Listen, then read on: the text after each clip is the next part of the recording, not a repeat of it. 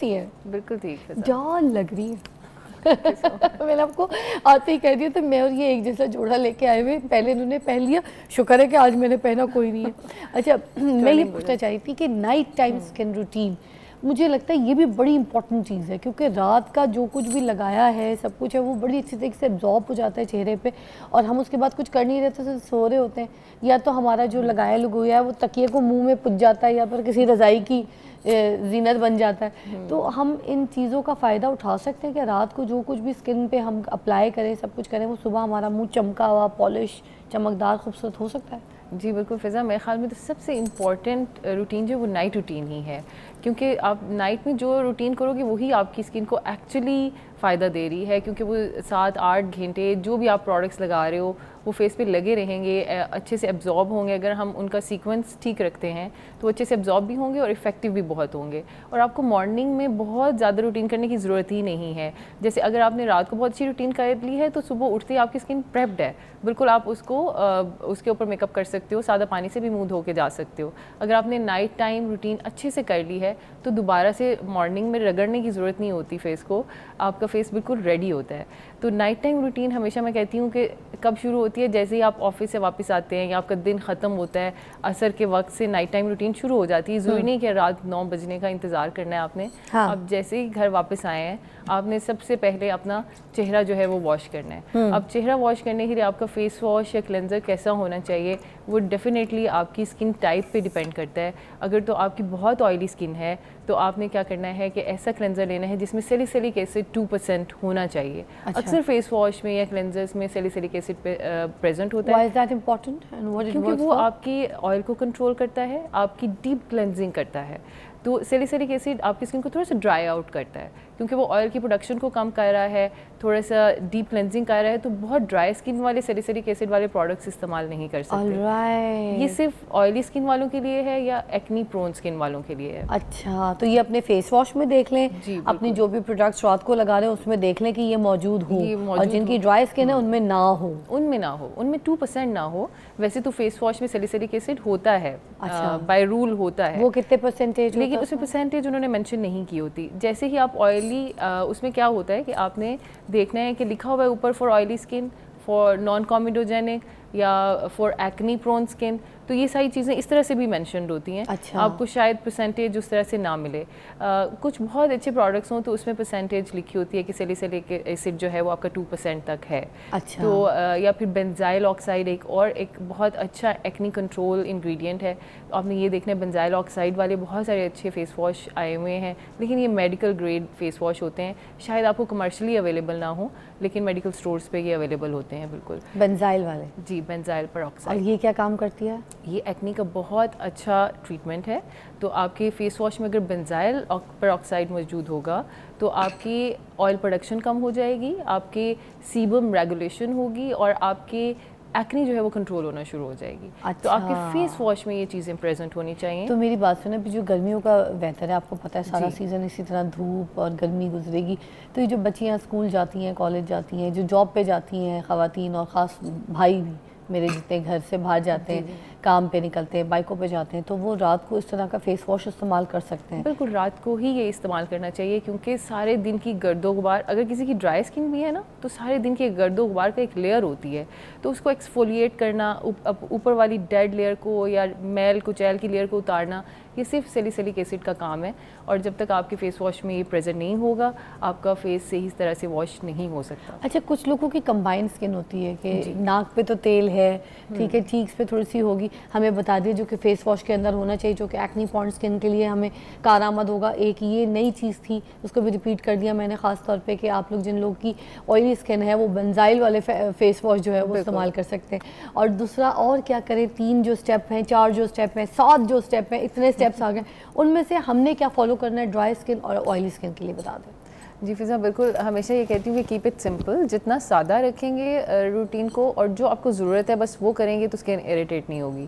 तो सबसे पहले तो अपने स्किन के अकॉर्डिंगली फ़ेस वॉश यूज़ कर लिया आपने। जैसे हमने अभी बताया कि ऑयली स्किन के लिए आपने सैलिसिलिक एसिड 2% और बेंजाइल पेरोक्साइड वाले फ़ेस वॉश यूज़ करने हैं। लेकिन अगर आपकी ड्राई स्किन है, इरिटेटेड स्किन है, जो कि कुछ ख़वातीन की होती है, मेल्स की यूजुअली ऑयली ही होती है, तो उनके लिए हम कहते हैं कि ऐसे माइल्ड से फेस वॉश होने चाहिए जिनमें सिरामाइड्स हों या मॉइस्चराइजिंग फेस वॉश हों या जिनके ऊपर लिखा हो फॉर ड्राई स्किन, तो आप वो यूज़ करेंगे और सबसे पहले उसे क्लेंस करेंगे। अगर आपने मेकअप अप्लाई किया हुआ है तो फिर तो डबल क्लेंजिंग होगी। सबसे पहले आपका वाइप होगा सारा जो मेकअप है विद मिल्क बेस्ड क्लेंजर और अ टोनर, और उसके बाद आप अपने फेस वॉश से चेहरा साफ़ करेंगे। फिर जनाब दरमियान में मर्द तो मेकअप नहीं करते फिर भी उन्होंने करनी है क्लेंजिंग? उनको ज़रूरत नहीं है, अगर मेकअप अप्लाई किया हुआ है फिर डबल क्लेंजिंग करें। ठीक है जी बिल्कुल। उसके बाद दरमियान में जो है आपकी एक्टिव्स आएंगे। एक्टिव्स का मतलब है जिसकी आपकी स्किन को ज़रूरत है। फॉर एग्जांपल अगर आपकी स्किन में छाइयाँ हैं या पिगमेंटेशन का मसला है तो आपको आपके डॉक्टर ने दिया होगा कोई मेडिकल ग्रेड अल्फा बिटिन, कोजिक एसिड वाली क्रीम्स जिनमें ग्लूटाथायोन हो, PDRN हो, ये वाली क्रीम्स जो कि आपके पिगमेंटेशन को ख़त्म करती हैं वो लगेंगी। और उसके बाद उसको आपने लॉक कर देना है अपने मॉइस्चराइज़र से। कोई भी अच्छा सा मॉइस्चराइज़र होगा, एक्नी वालों के अलग मॉइस्चराइज़र्स होते हैं और ड्राई स्किन के अलग मॉइस्चराइज़र। अच्छा, हमारे दिमाग में होता है कि हमने कोई अगर जैसे कोई भी टोनर या कोई ऐसी चीज़ लगा ली, लिक्विड में कोई लगा ली, तो उसके बाद जब मॉइस्चराइज़र लगाएंगे तो वो तो उसको मलने के बाद फिर इधर उधर हो जाएगा। ऐसा तो नहीं होता? ऐसा बिल्कुल नहीं होता। यूजुअली आजकल आपको पता है सिरम्स, एक्टिव सिरम्स की फॉर्म में आते हैं या क्रीम्स की फॉर्म में भी आएँ, तो पहले आप अच्छे से उसको एब्जॉर्ब करें, कुछ 2-3 मिनट का टाइम दें और उसके बाद हल्की सी लेयर अपने मॉइस्चराइज़र की लगा दें। तो हम कहते हैं ये लॉक हो गया। जैसे आप कह रहे हो ना कि हम सोते हैं तो वो रज़ाई की जीनत बन जाता है या वो तकिए की जीनत बन जाता है, तो अगर आप मॉइस्चराइज़र से उसे लॉक कर देते हैं ना तो वो फिर किसी चीज़ की जीनत नहीं बनता बल्कि आपकी स्किन की जीनत बनती है। बिल्कुल ऐसे ही है। तो इसे लॉक करना बहुत ज़रूरी है आपके एक्टिव्स को। अब हमने पिगमेंटेशन की बात की, इसी तरह कुछ लोग जैसे 30+ हैं तो वो एंटी एजिंग की तरफ ज़्यादा जाना चाहते हैं। तो एंटी एजिंग के लिए आप या रेटिनॉल यूज़ करते हैं या फिर आप कोलेजन एंड पेप्टाइड्स यूज़ करते हैं। तो अगेन आपके चेहरे पे सबसे पहले एक्टिव्स जाएंगे जिनको आप चाहते हैं कि ये काम करें मेरे चेहरे पे। अब एंटी एजिंग चाहिए तो रेटिनॉल 2% जाएगा या आपके सिरामाइड्स, कोलेजन एंड पेप्टाइड वाला सीरम जाएगा और उसके बाद अगेन आपने उसे मॉइस्चराइज़र से लॉक कर देना है। अच्छा, इसी तरह हमारे भाई होते हैं जैसे, तो उनकी भी ऑयली स्किन होती है, उनके लिए भी हम कहते हैं या तो AHA BHA पील वाला एक होगा सीरम, वो तो आप हफ्ते में 1 या 2 दफ़ा इस्तेमाल करेंगे। उसके अलावा आप अगेन रेटिनॉल सीरम ही यूज़ करेंगे क्योंकि रेटिनॉल जो है वो एंटी एक्नी भी है, आपकी सीबम प्रोडक्शन को भी कंट्रोल करता है, एक्नी को कंट्रोल करता है, सेल्स को रेगुलेट करता है और आपकी स्किन की एंटी एजिंग में बहुत अच्छा रोल प्ले करता है। तो इसलिए आप रेटिनॉल लगा के अगेन मॉइस्चराइज़र से लॉक कर देंगे और ये पूरा 7-8 घंटे ये काम करती रहेंगी सारी चीज़ें।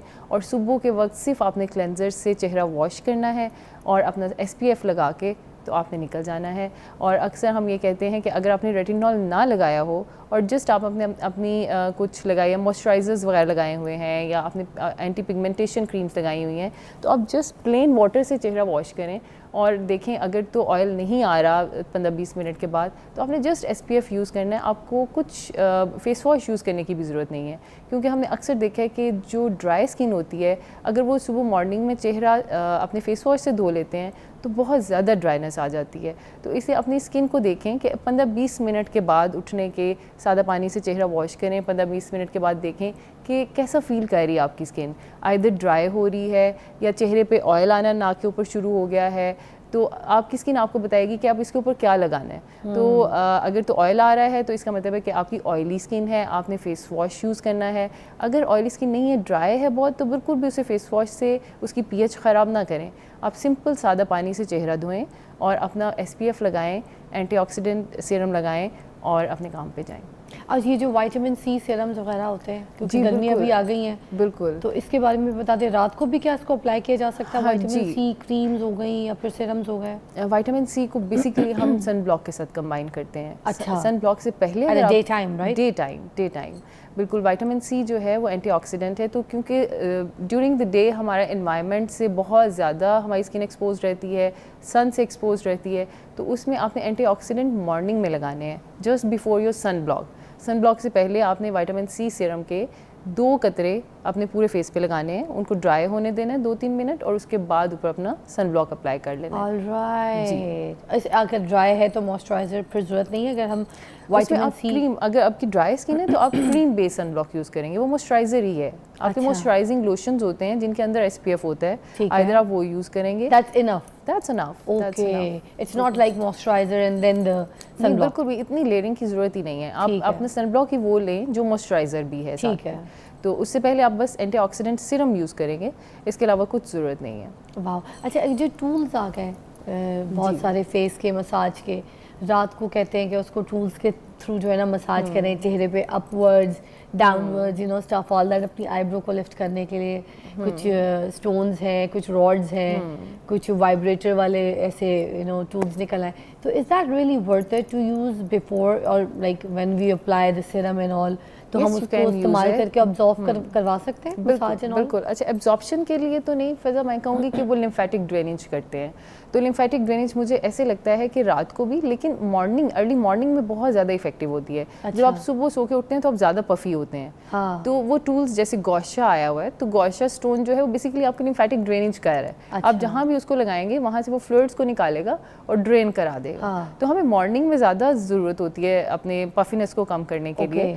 तो गौशा स्टोन बहुत अच्छा है, आप बिल्कुल उसको यूज़ करें। अपने कोई भी हल्का सा मॉइस्चराइज़र, या हम कहते हैं बेसिक ऑयल्स यूज़ कर सकते हैं आप, जैसे वेरी लाइट वेट ऑयल्स होते हैं, रोज़मेरी ऑयल है, कोकोनट ऑयल तो बहुत ज़्यादा वो हो जाता है, थिक हो जाता है, स्किन पे बारीक बारीक एक्नी भी आ जाती है कोकोनट जी बिल्कुल। तो इसलिए रोज़मेरी ऑयल बड़ा लाइट वेट है। मैं अक्सर अगर गौशा यूज़ करना हो तो मैं रोज़मेरी ऑयल यूज़ करती हूँ, और उसमें आप सुबह वही रोजमेरी जो सर पे भी लगा लेते हैं, वो चेहरे पे भी बिल्कुल, इजीली। अच्छा, बिल्कुल, is it good for the massage and for the puffy face? बहुत बहुत बहुत अच्छा है, बहुत अच्छा है, लेकिन विद गौशा, गौशा के साथ आप यूज़ करेंगे, और गौशा की डिफरेंट टेक्निक्स आपको मिल जाएंगी यूट्यूब पे, बहुत सारी टेक्निक्स हैं। तो लिम्फेटिक ड्रेनेज में बहुत अच्छा काम करते हैं। जब किसी जगह से आप ये समझेंगे ये एक किस्म का योगा भी है और लिम्फेटिक ड्रेनेज है, जहाँ से फ्लूइड्स निकलेंगे आपकी ब्लड सर्कुलेशन बढ़ेगी, तो ऑब्वियसली एंटी एजिंग भी होगी। ब्लड सर्कुलेशन जैसे ही बढ़ेगी तो आपकी स्किन फ्रेश होगी, नए सेल्स आएंगे और आप यंग रहेंगे।